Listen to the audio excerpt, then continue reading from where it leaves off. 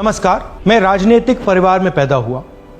जब मैं छोटा सा था 1980 में प्रियंका और मैं घर में लेई बनाते थे, रात को निकलकर पोस्टर चिपकाते थे। चुनाव समझता हूं। 20 साल से मैं स्वयं चुनाव लड़ रहा हूं। पोलिंग कैसे होती है, पोलिंग बूथ कैसे मैनेज किया जाता है, वोटर लिस्ट, फॉर्म 17, ये सब मैं गहराई से समझता हूं। कुछ समय पहले हमें दाल में काला लगा। चुनाव के नतीजे आते थे, मूड एक तरीके का होता था, रिजल्ट दूसरे तरीके का। मुझे याद है उत्तराखंड में हम चुनाव हारे।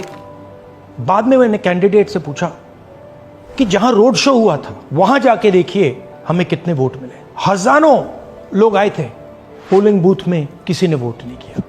यह असंभव था, यह हो ही नहीं सकता।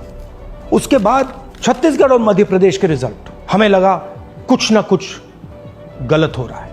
2018 में मध्य प्रदेश में चुनाव होता है, हम जीतते हैं। हमारी सरकार चोरी हुई थी। 2023 में चुनाव होता है, मैंने अपने आंखों से भारत जोड़ो यात्रा में देखा, भयंकर एंटी इनकम्बेंसी, और हमें 65 सीट मिलते हैं। इम्पॉसिबल, हो ही नहीं सकता। और फिर महाराष्ट्र में पहली बार हमें सबूत मिला।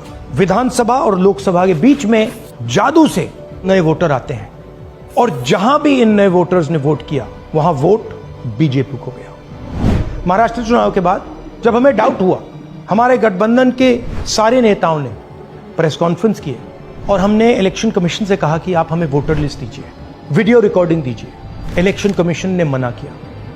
ना उन्होंने हमें वोटर लिस्ट दी और ना उन्होंने वीडियो रिकॉर्डिंग दी। डाउट हुआ, क्यों नहीं दे रहे, क्या कारण है?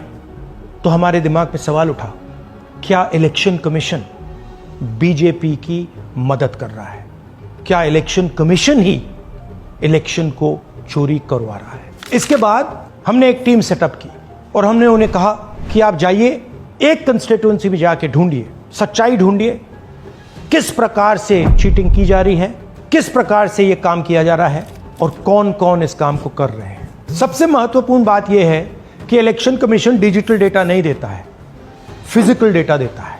मतलब लाखों कागज में वोटर लिस्ट दे देगा, मगर डिजिटल वोटर लिस्ट किसी को कभी नहीं देता। क्यों नहीं देता? कारण क्या है? कारण है कि अगर डिजिटल डेटा मिल जाए तो इलेक्शन कमीशन की सच्चाई पूरे देश को पता लग जाए। हमने टीम को बताया, मैंडेट दी कि आप जाके चेक कीजिए, आप 5-7 सीटों पे पता लगाइए कि चीटिंग हुई, और अगर हुई तो कैसे हुई। टीम ने हमें एक दिन बताया कि 5-7 सीटों पे काम किया ही नहीं जा सकता। क्यों? मैंने उनसे पूछा क्यों नहीं किया जा सकता। उन्होंने मुझे ये कागज दिखाए। ये जो कागज हैं, ये एक लोकसभा के कागज नहीं है, ये एक विधानसभा के कागज है, और इन कागजों को हमने मैन्युअली सॉर्ट करना पड़ा।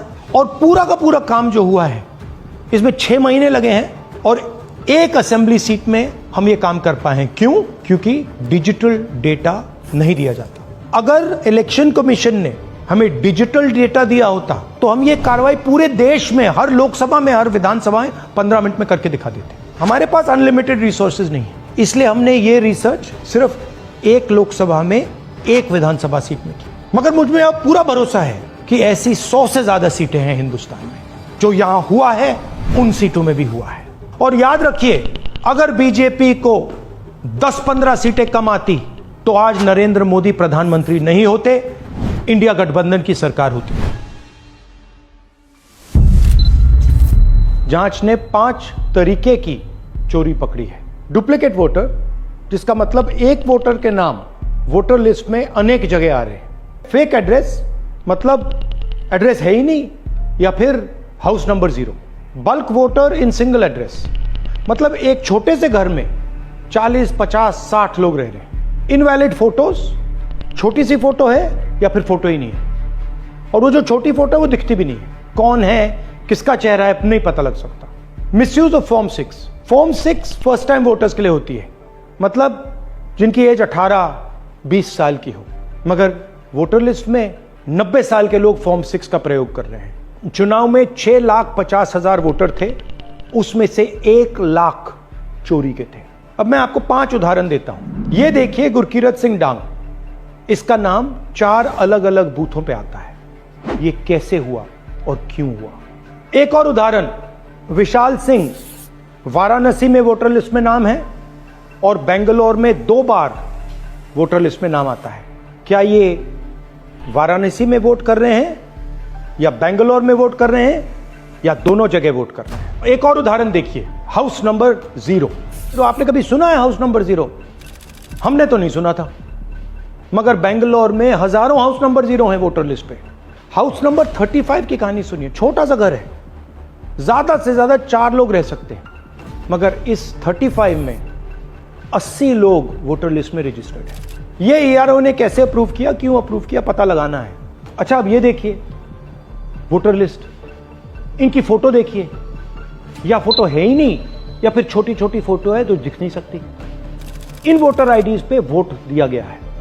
अब मैं आपको बताता हूं शकुन रानी की कहानी। फर्स्ट टाइम वोटर बनी है, 70 साल की आयु है।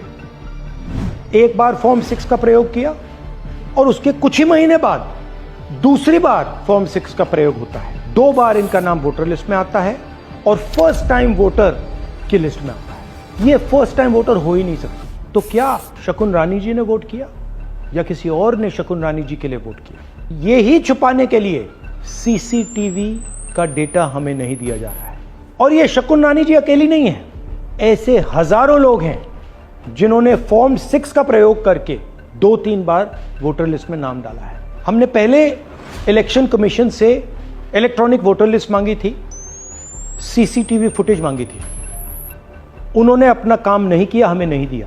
फिर हमने अपना इन्वेस्टिगेशन कराया, आरटीआई भरे और हमारे पास डेटा आया। भाई और बहनों, सच्चाई यह है कि हिंदुस्तान में इलेक्शन कमीशन और बीजेपी मिलकर इलेक्शन चोरी कर रहे हैं। यह पूरा का पूरा सबूत ब्लैक एंड व्हाइट में आज हमने आपको दिया है। इलेक्शन कमीशन जानता है कि हमने उनकी चोरी पकड़ ली है, इसीलिए एसआईआर आया है। यह एसआईआर जो है इंस्टीट्यूशनलाइज चोरी है। इलेक्शन कमीशन खुलकर बिना डरे बीजेपी के साथ मिलकर चोरी कर रहा है। और ये जो एसआईआर है, इसका लक्ष्य गरीबों का जो हक है, उनका वोट जो है, उनसे चोरी करने का है। मैं आपको एक और बात बताना चाहता हूं। इस पूरी इन्वेस्टिगेशन में हमने वोटर एडिशन को देखा है, मगर जितना एडिशन होता है शायद उससे ज्यादा डिलीशन होता है, सबट्रैक्शन होता है। तो ये सिर्फ एक मेन तरीका हमने पकड़ा है, दूसरे तरीके पे हमने इन्वेस्टिगेशन की ही नहीं है। मैं इलेक्शन कमीशन और इलेक्शन के ऑफिसर्स को साफ कह रहा हूं, आप जो कर रहे हो गलत कर रहे हो, ये ट्रीजन है, देश के खिलाफ है। ये मत भूलिए, टाइम आएगा हम आपको पकड़ेंगे, बचने वाले नहीं। It is critical that we expose voter चोरी।